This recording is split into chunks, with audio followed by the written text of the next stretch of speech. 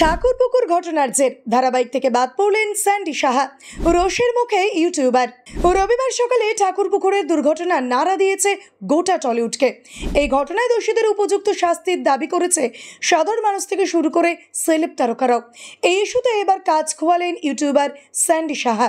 ধারাবাহিক ভিডিও বৌমাতে অভিনয় করতে দেখা যাচ্ছিল স্যান্ডি সাহাকে।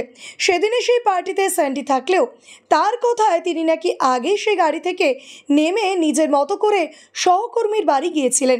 তারপর যথারীতি পরদিন সকালে শুটিং সেটে যেতেই সব বিষয়টা জানতে পারেন এবং এই ঘটনার নিন্দা জানিয়ে প্রতিবাদ করেন। কিন্তু স্যান্ডির কোনো প্রতিবাদই ধোপে টিকল না। লাইভে এসে তিনি জানিয়েছিলেন পার্টিতে থাকলেও তিনি নাকি ওই গাড়িতে ছিলেন না।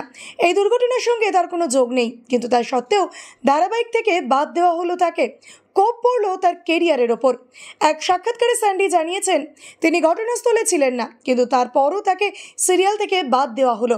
এই ঘটনার পর এত কটাক্ষ আসার কারণেই হয়তো তাকে বাদ দেওয়া হয়েছে।